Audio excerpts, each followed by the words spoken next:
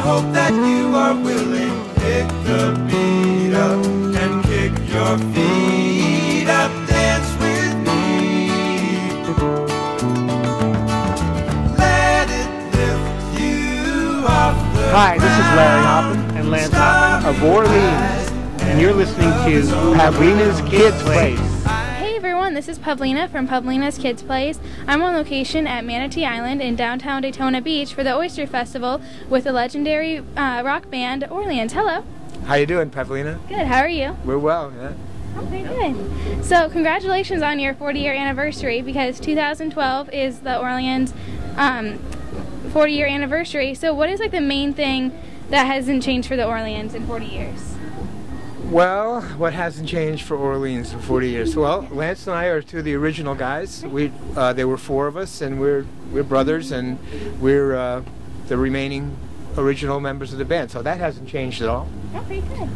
So, you're known for your big hits, including the hit "Still the One." Was that like an instant hit song, and where has the song been? Like TV productions, commercials? Movies, political campaigns. Both Republicans and Democrats have tried to use it. A lot of commercials on TV. It started after it was a hit. The first thing it was the ABC network TV theme song, both in America and in Australia. So that was back in 77, 78. So after people heard it on the radio all the time, they heard it on TV all the time. And so it became very, very well known. Nice. Okay, good. So I talked to John Oates from Hall & Oates, and when I talked to him, he said that he was inspired with blues music. Like, where did you guys create your sound? Well, we grew up in a family where our parents had met in a band. My mom, our mom was a singer and a piano player. Our dad was a band leader and a trumpet player. And so we were surrounded by music ever since we were born. And it was big band music, it was jazz, it was classical, it was just everything, just all kinds of good. As long as it was good, we would be immersed in it. I think probably the Beatles were among the biggest influences on both of us. Yeah. And bands like the Byrds and Beach later Boys. And later Crosby, Stills and Nash, that kind of sound. A lot of Motown, a lot of black influence, I used to listen to what he was listening to, which before the Beatles came out was the Ventures and Bobby V and Neil Sedaka and all that white music, and then there was also all the black music, all the Temptations, Four Tops, Supremes, Marvin Gaye, Stevie Wonder, etc., etc. And the English Invasion. So there was a lot of stuff mixed in together. Nice. Okay, good. So how important is it for artists to be like DIY, which is like do it yourself? And has that changed for artists over the years?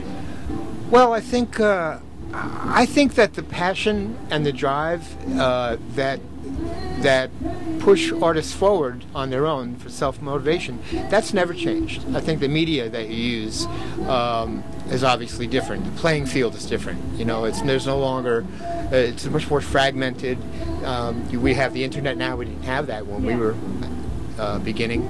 And so it's a different set of skills, but the core of it remains, like I said, passion and drive, and that's more than half the talent. Passion and drive is more than half the battle, and then the other half the battle is marketing.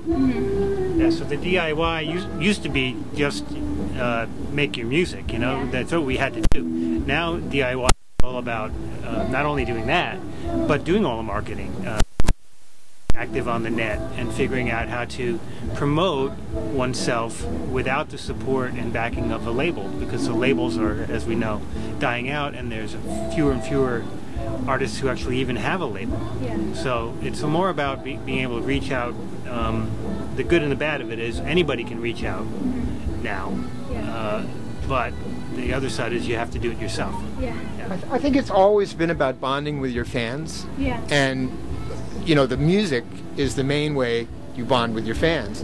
But now there's so many other ways to do that and don't have a middleman, like a label. You have to communicate directly with your fans, and the better job you do of that, everybody's happier. The fans are happier. The artist is happier. It's all good. Awesome. Okay. So, like, in Woodstock, Woodstock influenced a lot of bands. Did it influence a lot, like, especially starting off? Well, you know, we lived in Woodstock for, we're based there for about 25 years, and we started in 1972, which was 3 years after the original Woodstock Festival. So it was, back then, it was a very vibrant music town, and any night of the week there would be 3 venues, 3 live music bars, where you could walk down the street and you could find all manner of very, very good music. And so that really, it really encouraged and gave us a platform to play a lot. And we just played, not just in Woodstock, we played all the time, all over the Northeast.